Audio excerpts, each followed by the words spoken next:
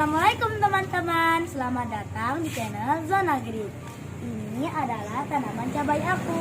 Tanaman cabai ini berusia sekitar 15 hari dan pertumbuhannya sangat bagus dan daunnya lebar, bukan? Malah lebih lebar daripada telapak tanganku, teman-teman. Tanaman cabai ini sudah dilakukan pemangkasan pucuk dan yang kita pelihara itu adalah tunas airnya, sekitar 4 atau 5 tunas air. Tujuannya supaya nanti bisa berbuah lebat, teman-teman. Contohnya seperti ini. Ini adalah contoh tanaman cabai aku yang berusia kurang lebih 3 bulan setelah dilakukan pemangkasan pucuk. Dan hasilnya seperti ini, buahnya lebat kan? Kalian mau tahu nggak bagaimana cara merawat tanaman cabai, tomat, dan lain-lain agar bisa berbuah lebat seperti ini? Sebelum kita lanjutkan video ini, jangan lupa tekan tombol subscribe di bawah ini ya, dan jangan lupa tekan loncengnya agar kalian tidak melewatkan video terbaru dari kita, agar kita bisa berbagi ilmu dan informasi yang bermanfaat seputar tanaman yang ditanam dalam polybag seperti ini. Yuk, tanpa berlama-lama kita ke TKP. Hai teman-teman, ini adalah ayahku. Nanti kita akan menjelaskan bagaimana tahap-tahap penanaman cabai. Jadi caranya bagaimana, Ayah? Oke, Assalamualaikum warahmatullahi wabarakatuh. Jadi untuk menanam sayur-sayuran jenis cabai, tomat, terong, dan lain-lain itu, terutama di pekarangan rumah seperti ini, terbilang gampang-gampang susah. Kenapa begitu? Karena kita harus merawat atau membuatkan media yang bagus untuk tanaman. Itu kunci utamanya. Kunci utamanya media tanam yang bagus. Karena media tanam di dalam polybag kan sedikit gitu kan. Jadi butuh media tanam yang bagus. Jadi untuk membuat media tanam yang bagus, apa saja bahan-bahan yang kita perlukan? Mari kita simak video ini. Baik, ini adalah bahan-bahan yang kita perlukan untuk membuat media tanam. Di sini ada tanah, ini tanah juga, ini sekam bakar, sekam mentah, kapur dolomit, sama kuhe kambing. Jenis tanah yang kita gunakan itu bisa jenis apa saja boleh.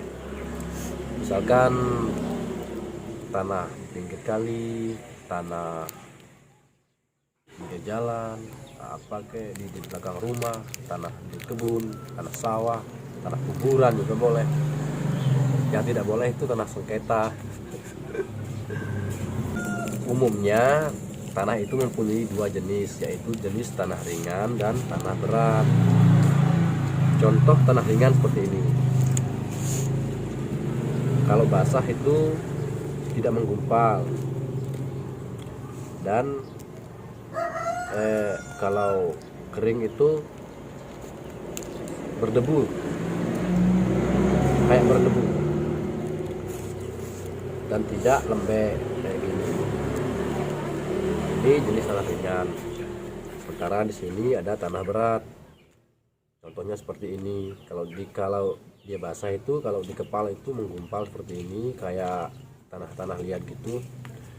Terus kalau kering itu bisa keras dia. Jadi fungsi sekam bakar itu apa? Sekam bakar fungsinya untuk menjaga kelembaban media tanah, karena sekam bakar itu banyak sekali mengandung unsur-unsur hara yang berguna, bermanfaat untuk tanaman. Contohnya seperti silika. Silika itu mungkin teman-teman pernah membeli barang seperti sepatu, tas, dan lain-lain. Di situ ada bungkusan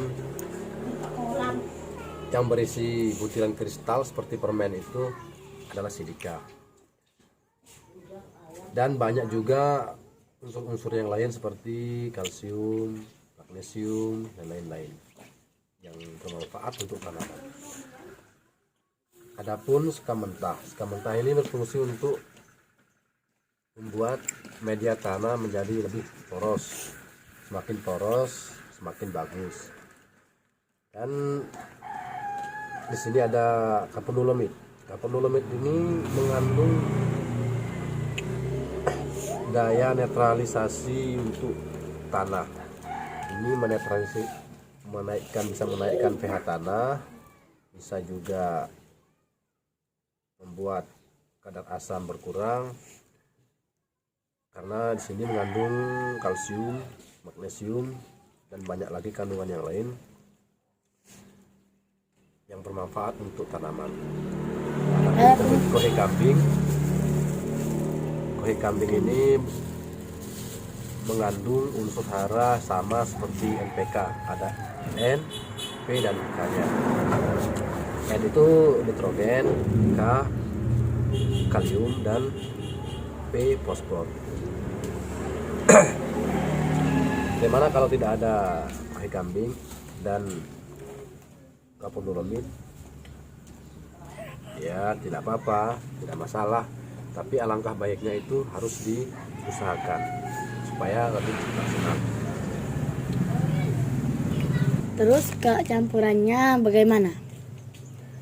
Untuk campuran, kalau kita menggunakan tanah ringan 1:2, 1 tanah, 1 sekam bakar, dan 1 sekam mentah. Tambahkan dolomit kalau ada, tambahkan sedikit saja, dan kohe kambing sedikit saja seperlunya. Nah, gimana kalau kita menggunakan tanah berat, yaitu campurannya 1:3, 1 tanah, 1 sekam bakar, 2 sekam mentah. Tambahkan kapur dolomit dan kohe kambing kalau ada, kalau tidak ada tidak masalah. Itu campuran yang bagus. Terus kalau nggak ada sekam bakar bagaimana? Kalau misalkan kita tidak mempunyai sekam bakar, tidak apa-apa, kita bisa menggunakan sekam mentah saja, tapi campurannya tetap kalau kita menggunakan tanah ringan, campurannya 1:2, yaitu 1 tanah dan 2 sekam bakar. Kalau kita menggunakan tanah berat seperti ini, campurannya 1:3, 1 tanah, 3 sekam bakar. Itu campuran yang bagus. Nah, di sini saya akan memberikan contoh bagaimana cara bercampur. Misalkan ini kita campur ya. Di sini kita menggunakan tanah berat saja lah. Kita menggunakan tanah berat.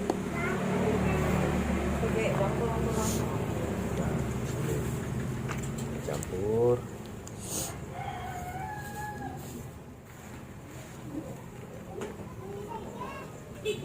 Sekam bakarnya kurang ini sebenarnya ya, tapi tidak apa-apa dah.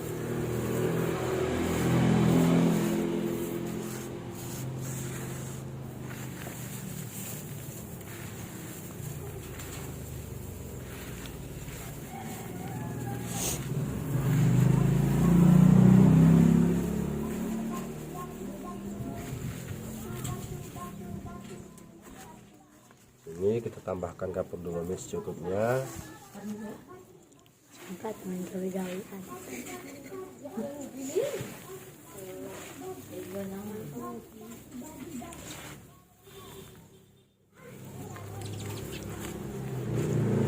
Ini kita tambahkan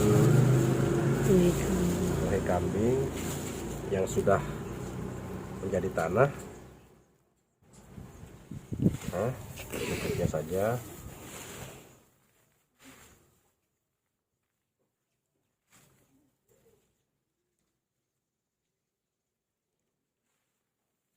Nah, ini sudah jadi, tinggal kita masukkan ke dalam pot ataupun polybag.